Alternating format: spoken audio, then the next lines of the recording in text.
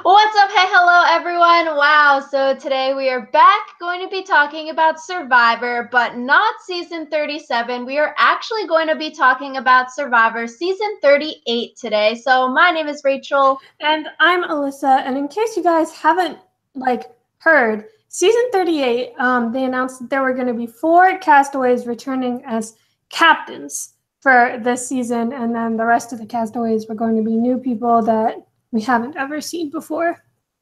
Yeah, so basically in this podcast, we are going to do our reaction to these 4 captains, talk a little bit about the supposed theme for this season, since it hasn't technically been released by CBS yet, and then we'll talk a little bit about like our reaction to the theme, talking about the 4 captains and how we think they'll fare in this season. So a lot to talk about. I think it's very interesting doing a simple Google search on season 38. You can find a lot of not necessarily spoilers for the season, but like, oh, what the theme is going to be, who the 4 captains are, just like general knowledge. And there is some really interesting background, I think, for the season. So season 35 to 37 will mark the first 3-season span of all newbie players since seasons 28 through 30 with Cagayan, San Juan del Sur, and Worlds Apart. And I think that's like super, super crazy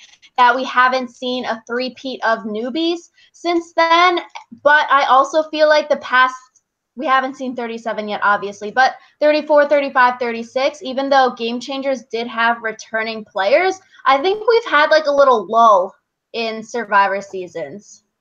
Yeah, the thing is about all newbie seasons is I feel like they're either really, really good, like Millennials versus Gen X, or they're just kind of like, yikes, like this past season was, where there wasn't really a lot of people to root for. So it's like, at least with returning players, like you know that people like them and that people are going to be invested in their story. Yeah, which I think is definitely a double-edged sword, which we'll touch more upon, I think, in the podcast with like returning player season versus all newbie season, all of these advantages that are supposedly going to be a part of this season 38. So like we said, there's 4 returning players that are going to act as captains this season with 16 new castaways. So 16 newbies, 4 returning players. So probably 4 teams of 5 people each, where one person is the captain for their own team. But it is also said that it could be 2 tribes of 10 people each with co-captains. And for me personally, I feel like either way, it's just going to be weird with 4 teams of 5 people. That's a lot of screen time that you're going to have to divvy up between each little tribe of 5. We haven't really seen that since Cook Islands. And like, how can you give screen time to every single little tribe when we barely see people on tribes of 10, which would be the other option? It's like, either way, I feel like it would be very hard to get to know everyone. Yeah, I feel like we're just going to have the same situation where it's like some people just are invisible. And I think it's interesting because like we saw last season that there were people that we barely saw anything of, even like on the merge tribe when there was like 7 or 8 people left, we didn't see them. Yeah, so like it will be interesting. It's not 20 newbies, it has 16 newbies, but I'm sort of afraid like that the screen time will be more geared towards the returning players. So, oh, okay, we see Joe Anglam's tribe go to tribal, whoop-de-doo, but Joe is the only person getting confessionals and then some random ass person gets voted out. Like, that won't be fun to watch, I feel like. Yeah, I think you really do risk it becoming like the Joe show or the David show or the Kelly show because they're going to be the people that like fans are already invested in. But that's like one of the reasons when there's like captain seasons like this, I kind of hope that the captains get voted out because then we get to see like the new blood. Yeah, so speaking of which, this is the 5th time Survivor is doing a captain style season, and it's the first one where with 4 people as captains. We saw Guatemala with Bobby, John, and Stephanie, and that is a captain season. We have Philippines with the 3 medevac people in Penner, Scoopin, and Russell coming back. And then we also have South Pacific with Ozzy and Coach coming back. And then probably the most famous, infamous, whichever way you want to go on that one, Island with Russell and Boston Rob coming back. And in each of these 4 previous seasons, one of the returning castaways made it to a final tribal council, and then Boston Rob is the only person to actually win the game of a captain season, which there's a lot to be said about Redemption Island. So I'm really hoping this season doesn't turn into like Redemption Island 2.0, which basically sets up one of these 4 people to win the game. Yeah, I really didn't like Redemption Island just because it did feel like just a cheap way to give Boston Rob $1 million. So like, yeah. So, yes, that is basically the history-ish about the season of captains in general. We'll go more into the actual theme or alleged theme for the season in a little. So first, we'll talk about the 4 captains. We have Joe Anglim. He was 10th place in season 30, Worlds Apart, and then he got 8th in season 31, Second Chance. So your thoughts, Alyssa? I really don't understand why they're bringing him back. He, like, this makes me really angry just because I don't want to see him on my television again. Oh!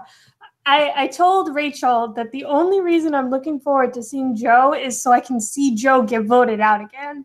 Just because I feel like he hasn't proved that he's enough of a strategic survivor player to, like, warrant his coming back for a 3rd time. Because I feel like the people that come back for a 3rd time are the ones with, like, amazing social games or amazing strategic games. And it's like, he doesn't have either of those. He's still really only known for, like, his physical game. And it's like, we've seen what relying on his physical game does for him, and it doesn't get him to the end. So it seems kind of stupid to have someone who never really even got close to the end being a captain for the other team, especially because David and Kelly and Aubry have all gotten really close to winning the game of Survivor. So like, if I was one of the newbies on Joe's team, I'd be like, I'm being gypped. Okay, Alyssa, I like 110 million% agree with you. In my notes, I wrote why. Like, why bring Joe back out of all people, like you just said? I do not think Joe can win a season of Survivor. Doesn't matter what kind of season it is. Watch us get proven wrong, and Joe basically gets Boston Rob handed this season with the stupid twist that we're having.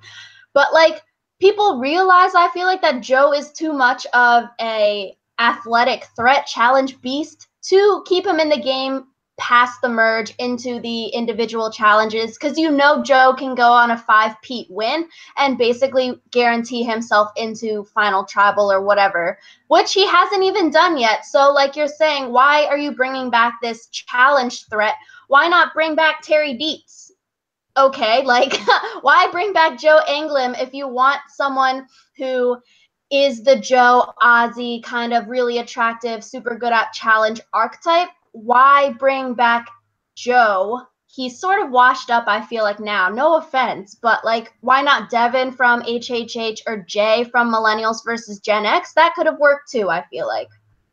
Yeah, I feel like there are a lot of his archetype that could have been better cast and would not be Joe Anglim. Yeah, and it's like, okay, he improved his game rank from 10th place in season 30 to 8th place in season 31. And like, okay, like that's good. But I feel like, I guess this downplays it, but he didn't go to tribal council until the merge in Second Chance. So you're basically immune until then. And that goes to show like, okay, he's really good at challenges. He helps his team win. So he doesn't need to go to tribal council. And yes, that's a strategy. Obviously, not going to tribal is great because you have no chance of being voted out. But then once he hits the merge in the past 2 seasons that we've seen him in, it's like, okay, he just wins individual immunities, and then we don't really see him playing the strategic game. And I feel like in order to win Survivor, you need to have both. And it's like, why do we need to see him play again? Twice is enough. Why not bring someone back of that archetype? I feel like, how can he change his game? I don't think he can change his game that much to warrant a 3rd time playing the game. Yeah, and it's like if he's going to be captaining for people and he's going to be like trying to tell them how to do good at Survivor or whatever, then he's just going to be like, what we do is we win challenges. And that's all we do. And it's going to be like, yeah, like, is Joe just gonna do yoga on the beach with all of these people and be like, okay, fam, we need to de-stress before this challenge, get in the right mindset, and then go out there and beast the challenge? But yeah, like you were saying, if we were on this season, I would not want to be on Joe's tribe. But I guess it would be good to be on it if it's going to be a winning tribe and you could ride your way into the merge or something. But like, how long can this tribe captain thing last if they want to do switches and swaps right before the merge, whatever, because that's how Survivor seems to be going now with a lot of switches and stuff. Like, that won't really last too long. And Joe is like, nah, I wouldn't want to be on his team. yeah. So, Joe. next, we have Kelly Wentworth from 14th in season 29, San Juan del Sur, and then 4th place in season 31, Second Chance. And my reaction, I really liked Kelly, both of her seasons. I really liked how we got to see a lot of her in Second Chance. She really like grew into her own, I feel like. And she's tied for the greatest improvement of a player from like first time playing to second time playing. And like, yeah, 4th place. Aubry got 2nd place in her first time, and David got 4th place. Why would you not want to be on one of these people's teams who have shown that they can get really far in the game and are like just short? And it can be argued that Kelly could have won if she made it to Final Tribal and maybe Jeremy was voted at Final 3. I see same thing as David. He could have won over Adam if Adam was voted out at Final 4 also. Yeah, I feel like Kelly and like all of them, you might just say like, oh, the people in 2nd place, or in this case 4th place, are just the first loser. And like, so that would be a potential reason why you might like not want to be might not want to be on their team, because it's like there are people like Amanda Kimmel who have been to Final Tribal Council and gotten 2nd place twice, but still have never won the game. So it's like, do I really want someone who can tell me how to lose the game really well?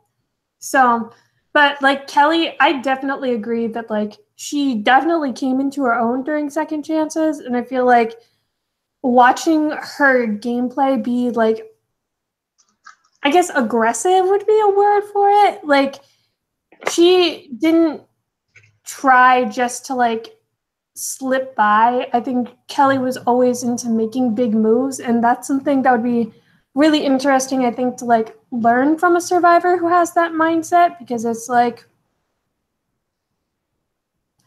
I think that she would be a really good mentor, especially because she does know like how to do strategy instead of just winning things. Yeah, and like season Second Chance, we saw a lot of great stuff. I think she is the only female or one of the only females to find 2 hidden immunity idols in one season. So like, that's really neat. She knows how to find idols. She knows what it feels like to play from the bottom. I feel like she was sort of underdog when she played with her dad. Second Chance, when she was with the Witches Coven, she was sort of an underdog. So she really knows how to work both sides of the field, and I feel like that would be really interesting to play with and like to see play again. So I'm excited to see Kelly play again. I feel like we can see a lot of really, really great stuff from her, and she is the first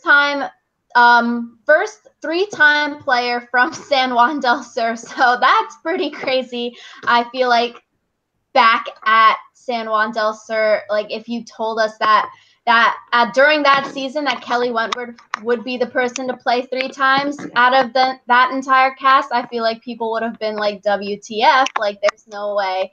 I'm looking forward to Kelly play again, but I feel like maybe she should have come back on an all-returner season or something, because I feel like if she does win this season, when you win a season that's mixed with newbies and returners, I feel like it sort of downplays your win a little, which it shouldn't, but I feel like it sort of downplays it. Yeah, I feel like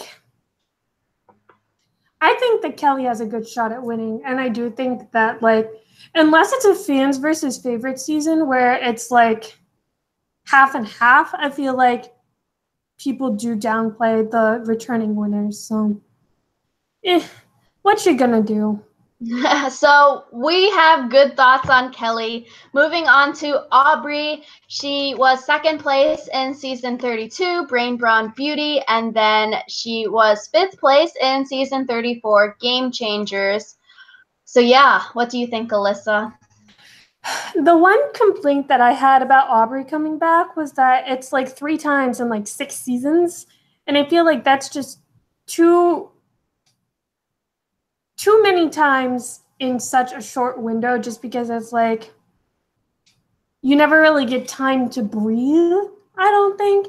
And like one of the things that Aubry said when she came back for Game Changers was that people were treating her like she was the winner of Co-Wrong, even though she hadn't actually won Co-Wrong. And so like people definitely saw her as like a strategic threat. And I feel like she hasn't been out of the game long enough for people to forget how good of a strategist she is. Whereas I feel like people might be like, oh, Kelly Wentworth, she didn't do anything, blah, blah, blah, blah, blah. Yeah, I feel like, okay, first time Aubry was really great. Second place, a lot of drama with the whole Co-Wrong winner thing. Second time in Game Changers, I feel like we honestly didn't really see that much from her in the game. I feel like compared to her first season, she was more invisible in the edit, and that just could be because of the Game Changers edit, whatever. But between first and second time, I feel like we didn't see that much from her. So maybe her game changed a lot between first and second time. Maybe it didn't. We don't really know. But like you're saying, I definitely think we have seen her too recently. Literally, like season 34 aired last year. So what? They filmed it and were there 2 years ago. Yes, I guess you can say 2 years is a lot of time, but I don't know. I really don't see Aubry and Joe changing their games from the last 2 times they've played to like adapt and stuff like that in order to win a season. I feel like from Aubry, we've seen all that we can from her. Potentially, maybe she'll blow our minds in the season, maybe not. But I feel like she was closest to winning, obviously in Co-Wrong, and just players like that, or players like Ozzy or Sari, who have always come so close but can never win. I don't know. Maybe they just can't win Survivor, but I think Aubry maybe should have waited to come back on like a runners-up season or something. I feel like she could have shined there, whereas in this weird captain season, I feel like she could be overshadowed. Yeah, I feel like the thing about Aubry is one of the reasons that she was really good in Co-Wrong is because she had the kind of like started from the bottom and then like rose to the challenge type arc, where it's like the second or third day she had a panic attack, and then by the end she was like this amazing strategist who almost won the game. And I feel like she can't get that kind of arc a second time, so that would be like a reason she would be under edited. Yeah. So I feel like that's very similar to David, who was 4th place in season 33, Millennials versus Gen X. I feel like out of the 4, I am most excited to see David out of this group. I think David could have won 33, like I said. And I feel like we can see a lot of good stuff from him this season. He's good at the game, but like you just said about Aubry, now coming back for the second time, David can't have that like weak to strong archetype scenario kind of thing going on, because everyone knows that, oh, he's not the like over paranoid dude that he was the first few days, but he's actually super smart and has the chops to win the game. So it'll be interesting to see like, oh, what's his storyline going to be this season, whether it is the sort of coming of age story or like what kind of story it's going to be. Yeah, I feel like the thing with David is that since he's the only captain who's only played once before, they have a lot of room with like how they can show him growing. Just because I feel like once you've started going in a direction for a player, like if you have 2 parts of a story, you're kind of, there's fewer options for the third part. Whereas if you have only 1 part of a story, you still have a plethora of options for the second part, and that's where you build from. So I feel like David, editing-wise, might be the one we see the most of, just because there's the most options for him. But I do wonder, like, if strategically he'll be able to keep up with, like, the other players. Just because he was, like, a good strategist, but I'm curious to see, like, if there will be a disadvantage to only having played with other new players. Yeah, I guess that's really interesting. So David is the only person who has played one time, so this would be his second time, whereas the other three returners are coming back for their third time.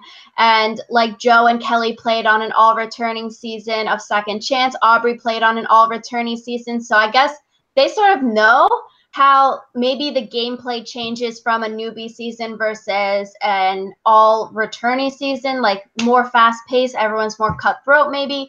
So I guess that could be a disadvantage. It also could be an advantage for David only playing one time with newbies because he has less stuff in his brain, I feel like, stopping him from maybe making the big moves. Other players might be like, oh, this is how other seasons went. This is like the pace that it went on an all-returning season. So on this mixed season, maybe we need to not do XYZ kind of thing. So I feel like with David only playing on a newbie season, and most recently, he's the person who has played on a newbie season most recently with 33. Aubry has played most recently with 34, but has played most recently on a newbie season. I feel like David can relate more to all the newbies that he'll have to be working with, being like, oh yeah, I played 2 years ago, all newbies, just like y'all, whereas everyone else most recently played on an all-returnee season, so I guess it's different. Yeah, I feel like David being the one who's played the least amount is kind of a double-edged sword because he has fewer ideas of like what a season of Survivor should look like, but he also has less experience to draw on. Yeah, so I'm most excited about David playing the game, but I feel like the theme could play to his disadvantage, which we'll talk about the theme after we talk about this other thing. I feel like maybe a Second Chances 2 would have been better, and I think David could have or could win at a Second Chances 2 season, but I think with this stupid theme, I guess, things might not work well in his favor because this whole season 38 theme seems to revolve around challenge beasts. So I think it plays more into Joe or Kelly Wentworth, and maybe Aubry. She's won individual immunities, but I feel like Joe and Kelly have maybe the challenge advantage over Aubry and David given this theme. Yeah. So do we want to just say what the theme is? We can talk about what we think the theme will be or like why these 4 people were chosen. Then we'll talk about like the actual theme explanation. So at first, before doing any research, I was like, oh, like why were these 4 people chosen? That seems sort of weird. And I don't know, like why these 4 basically. And we all know Kelly Wentworth and Joe Anglim are friends. They've played together before. It is said that in Kelly's 9-person immunity idol vote against Savage, that Joe was a person that tipped her off that she was going to get all the votes so that she would play the idol correctly kind of thing. So like we know they're close, and they played that Candy Crush game together and won at Candy Crush. So it's like, okay, we know you guys would probably work together on this island. Seems a little rigged, I guess. And then it's also like, is this a David versus Goliath 2.0? Because it seems like we have the have versus the have-nots again, with Joe and Kelly being like super attractive, super good at challenges, and then the Aubry-David duo who came into the game crying, screaming, didn't like the outdoors, never camped a day in their life kind of thing, who grew into amazing players. And it's like, okay, if you're going to do that kind of theme again, which it isn't that kind of theme, but why these 4 players? Why not switch Joe and Aubry out? My thing is, I feel like they probably were like, who do people want to see again? And then they tried to make a theme based around the people that they thought fans would want to see rather than the other way around. Yeah, so the actual theme explanation, it is said that this Survivor Season 38 is going to be Survivor Island of Extinction, and it has sort of a Redemption Island style twist. So even just saying that, I'm like, okay, FML, Redemption Island, whose favorite season is that? Like, probably no one's. Anytime you have that stupid Redemption Island where people get voted out and can fight their way back into the game, I don't know. I just didn't like Redemption Island anytime that we. Yeah, I didn't like Redemption Island either, as I said earlier, and I just feel like the thing about Redemption Island and like Exile Island and like other twists like that is it lets people get further in the game than they really like quote unquote deserve to go. And I think especially when you have challenge beasts like Joe Englum or Kelly Wentworth, it's like if they go to this Extinction Island, they can come back at the very end of the game and no one can really stop them. Yeah, and then it's just sort of weird when you're trying to do boot orders or whatever, and then it's like, oh, this person was voted out day 3, but haha, F you, they magically came back on day 15, right before the merge. Like, how do you really factor that into your gameplay? I think it's really difficult. And so basically with this theme, it is said that once a castaway is voted out of the game, the player has the option to either go directly to Ponderosa and basically like, oh, I'm voted out, I'm leaving the game now for goodsies, or you can go to the Island of Extinction and then you're barely given any food or shelter, and then you can basically choose to quit anytime, it's said, and then there's certain points where you can fight your way back into the game kind of thing, which is like, I mean, okay, like what are you trying to get at here? Do you want a whole bunch of people to get voted out of the game and want to quit the game? I feel like why have these people have the option to quit? Why not just force everyone to go to this stupid island and then fight their way back into the game? Having that option of quitting, like, would anyone really take that unless the conditions are so bad at this Extinction Island that you want to quit? But you're literally playing for $1 million, a once-in-a-lifetime opportunity. Why would you quit this game? You need to power through it. If you quit, you're basically a loser. Yeah, that's my thing too. Like, what would make you not go to Extinction Island? Like, unless you're like absolutely sure that you won't be able to get back in. And even in that case, it's like you can never be sure of anything. Yeah, it's like, I don't know. It's sort of like a cheap way out. I feel like, okay, I'm voted out of the game. I love the game Survivor, blah, blah, blah, but I'm having a crappy time out here. I really want food, so let me just quit, not go to this Extinction Island and go get the free vacation at Ponderosa, or let me just be on the jury because all I wanted to do in this game was be on the jury. And it's sort of like, okay, especially last season when we saw people playing basically for 5th, 6th, 7th place and they were okay with playing for those places. It's like, why are you giving people the incentive if they make it to, say, the jury or say whatever, and then it's like, okay, you can either stay in the game or you can be voted out right now and go to Ponderosa. And then it's like, okay, I know I'm not winning the game. Let me just go get the free food and free booze at Ponderosa and get a cool Ponderosa video out of it. Like, why give people that incentive? Because people won't play 100% gameplay, I feel like, if they have that back way door of like, okay, I'm playing for the jury and I know I can make the jury because once I get voted out, I have the choice of either going to the jury or like, oh, keep playing in the game and being tortured. It's like people won't play 100% if you give them that option, I feel like. I feel like the only reason that people would like continue trying, even if they were miserable, would be if they were hoping to get invited back a second time and they thought it wouldn't be good for their chances if they quit. Like the newbies, I could see them being like, I'm not going to quit so I can come back to Survivor a second time. Because we know that Probes doesn't like quitters. So it's like, I'm not sure if that technically would count as quitting, but... Yeah, I don't know. It's just like, I feel like given this past seasons of Survivor, like Redemption Island, Exile Island, any kind of whatever islands that we've seen, it's like look at the ratings for that season. Have they been better than seasons where you don't have these twists where people who have been voted out can win their way back into the game?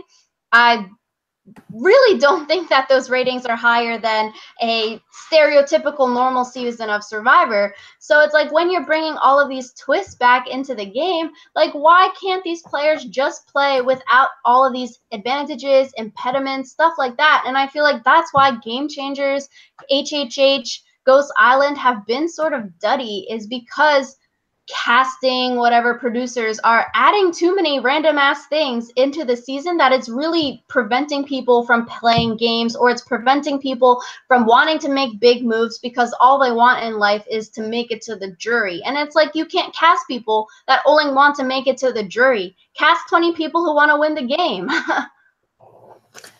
Yeah, just because I feel like also if you get the people who like just want to make it to the jury, they're so much more likely to like ride on the coattails of a captain and be like, well, I know that I can't win against like Aubry or David, but I do know that they can help me get to the jury, and that's all I want.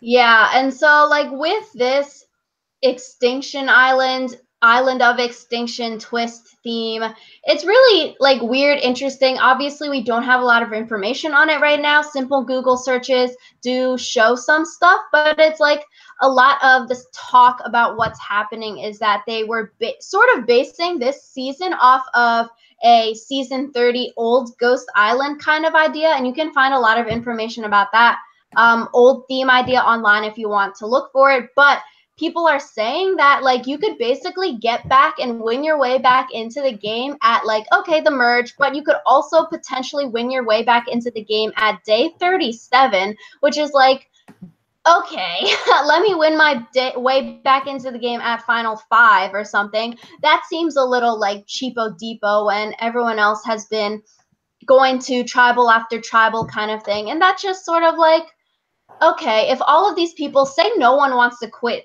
Island of Extinction, everyone goes there, no one's at Ponderosa yet, and then you have like what, a 10-person finale episode because no one has wanted to quit the game yet and be at Ponderosa? Like, how is that going to work out if no one wants to leave and you aren't doing these like daily or every other day whatever duels to eliminate someone for realsies from the game? Yeah, I feel like it relies too heavily on people wanting to quit. So, yeah, so, like you said, a 10-person finale would be crazy. Yeah, so I don't know. I feel like why have these seasons of mixed players? Why not just have all returnees or all newbies? I don't know. I feel like mixing them up, it's sort of rigged towards the players who have played multiple times and come back. Like both fans versus favorites, we've seen the winner be someone who's on the team that has played multiple times. Like we said about this captain thing, Boston Rob won every single other time one of the captains have made it to final tribal. So it just seems like, do I really need to see it again? At least it's not another fans versus favorites, but 4 captains, I don't know. Yeah, this whole thing just seems kind of sketch to me. Like, I'm not sure I'm going to enjoy it. Yeah, so I think thoughts on bringing returners back to play with newbies. I don't know. I don't really like it. I think it's sort of unfair to the newbies. Like, if I were cast on a season of Survivor, I would not want to be on a returning newbie season because it's just like, you know, it's in the favor of the returning players. The only hopes that you really have are to be a shining star so that you're invited back for another season where it's less rigged.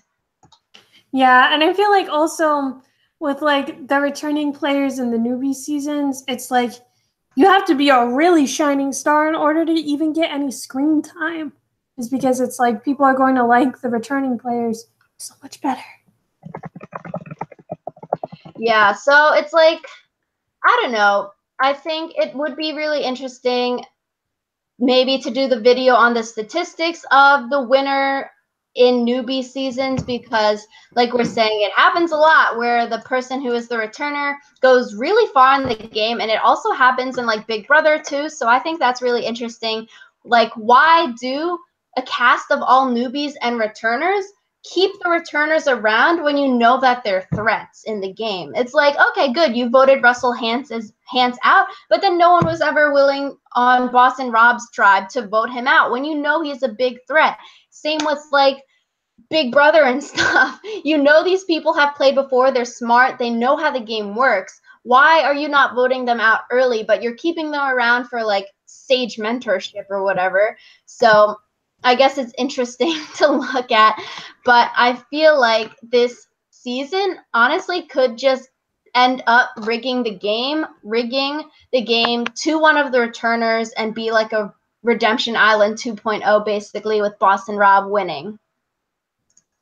Yeah, I do really think that it is heavily skewed in favor of the returnees, but you also have to ask, like, maybe this time people will be smart enough to realize that that they need to vote out the returning players. Maybe this time. We can hope. So we will go into like the order we think everyone will be voted out. I don't know. At first, I'm like, okay, this theme is really janky. Like, the twist really favors these challenge beasts, I feel like Joe and Kelly, because they can easily win their way back into the game if they do happen to be voted out. Or I feel like people would be afraid to vote Joe and Kelly out because they won't want them at the Island of Extinction, because then Joe and Kelly can easily beat any of the newbies probably at challenges to win their way back into the game. So I feel like that would put maybe a mental block on people in voting Joe or Kelly out, which would be just like bad, you know, like why do you have these mental blocks? But it does make sense if it is a solely like challenge kind of season, which would be sort of crappy. Yeah, I don't like the idea of like, oh, Joe or Kelly might win the Redemption Island duel, so we shouldn't, or not Redemption Island, Extinction Island, whatever, so we shouldn't vote them out, just because it's like, if you vote both of them out, only one of them can win. And so it's like, I feel like people let their fear get in the way too much. Yeah, and I think we could see, like we saw with Ozzy, purposely getting himself voted out so he could get rid of the challenge beast at the Redemption Island to win his way back into the game. You could see some cool things like that. Maybe Joe would fall on his sword to go to the Extinction Island to play the duel or whatever is going to be there against someone else. That could be interesting. I think that's some interesting strategy, but I feel like if people are having these blocks and like mental issues with voting for someone who might be good at a challenge, it's like, I don't know, sort of stints the season in a way if people don't want to vote people out because of that. When people are already like not willing to vote people out if they even think someone has a hidden immunity idol. So sort of dumb on that part. I feel like if this were a normal season, David, I think, could honestly win a season. I think David, if he came back on another season, he could totally win a Survivor season. But I feel like something like this, it's like you want to vote out the weak players early, the weak challenge players, I feel like, with the Extinction Island. So I feel like David, Aubry could be maybe targeted early in the season because it's like, okay, let's vote them out because we totally know we can win against them at the challenge. And like, depending what the challenge is, whether it's like a puzzle or like eating things or racing or whatever, like certain things I feel like you could totally beat David at. Yeah, I feel like definitely you could beat David at a lot of things. So I think that David could win a season as well, but I don't think it'll be this season. Yeah, which at first I was like, oh, just seeing the four people back, not knowing like what the twist or whatever this season is entailing. I'm like, wow, I think David could actually win this season. Like, that would be great. I like David kind of thing. But then actually doing some research and figuring out what this season is all about, I'm like, I really don't think David or Aubry are going to win this season. Like, neither of them are super bad at challenges, but I really just don't see them two getting that far in the game. Maybe one or two captains going before the merge, but I really see like one captain going before the merge and then three making the merge. Yeah, I feel like the majority of the captains will make the merge just because of the way like seasons like this are set up. So I think that'll be interesting to see like which one is the odd one out. Yeah, and I guess it really depends on like who is on your team. You want some team players. You want people like Boston Rob's team who will blindly follow you to the slaughter, basically. And you don't want people on Russell Hantz's team who have their own minds. Better for TV is people on Russell Hantz's team who have their own minds and are willing to vote the captain out. But everyone likes watching the captains, so it'll probably be rigged to have all the captains in the game as long as possible because that gets ratings over name 10 people from Redemption Island who played that season. I don't think I could do it. But actually, I can name 2. But like no one really remembers any of those other people because Boston Rob and Russell basically dominated that season, and once Russell was voted out super early, yes. And then Boston Rob freaking steamrolled everyone else on that season. So it's like, I really, really, really hope that does not happen this time. Yeah, I really hope it doesn't happen, but at the same time, I'm not optimistic just because I feel like you said, they're going to try to make it so people, the returnees, last as long as possible just because that's what like makes people watch the show. So yeah, so captain lasting the longest, I really think given this Extinction Island twist that Joe or Kelly would get the farthest in the game out of the 4 returners, and I think one of them could honestly win the game. I feel like Kelly would maybe have a slight edge over Joe because Kelly has the strategic and the athletic game, whereas I feel like Joe has only more of the athletic game. So I don't know. I would vote for Kelly to win. It would be fun to see her win depending on what this season is like.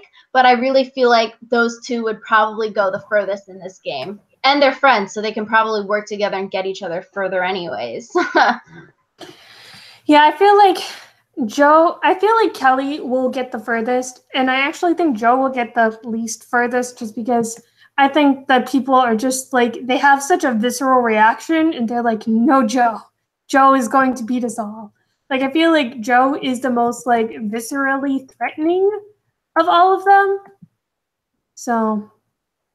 True. I feel like with David also, he could also have that, like, he played super recently, good season with Millennials versus Gen X, probably one of the best seasons in, like, the past 5 I think we've seen, either than Second Chance. I really like both of those seasons, but like in recency bias, Game Changers, sort of forgettable except for like the few key big vote moments like Suri and Malcolm kind of thing. But other than that, I don't know. Millennials versus Gen X and Second Chance, I feel like would be the 2 seasons that a lot of people remember, like who made it far, what the kind of votes were over Game Changers. Yeah, I think that's probably true.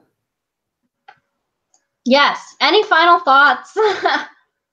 I was really excited about like captains returning until I saw like the theme of the season, and now like the more I think about it, the more I'm like, maybe not.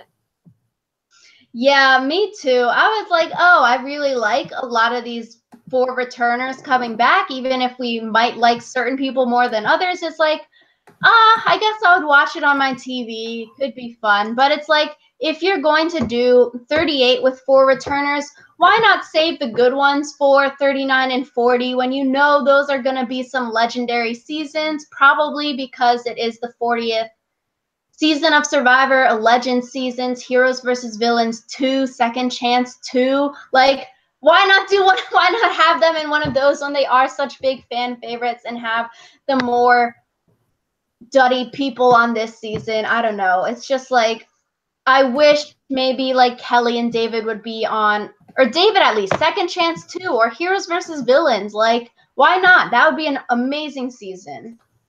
Yeah, I feel like they are kind of like wasted on this season. So I guess we'll have to wait and see, because I guess they could still bring one or more of them back for 39 and 40. So, oh my God. 4-time players, though, I feel like that's reserved for legendary people. I'm not really David could come back. Yeah, David with a third time, that would be fine. Joe with 4 times, I'm like, no. Joe didn't even deserve third. Yeah, like, okay, bye-bye. Bring someone back for a second chance. Like, come on. So this was us talking about Survivor Season 38, Island of Extinction. Maybe the name will change. Maybe it's not finalized. Who really knows? But let us know what you think of this season in the comments. Let us know what other videos you want us to do this summer. We're doing a bunch of these like Google Hangout videos as well as the DIY challenges. So that's a ton of fun. And this was season 38. We'll do a season 37 theme reaction soon. Hopefully we weren't too roasty. Yikes. Yeah, we will see you guys with more videos soon. Bye. Bye.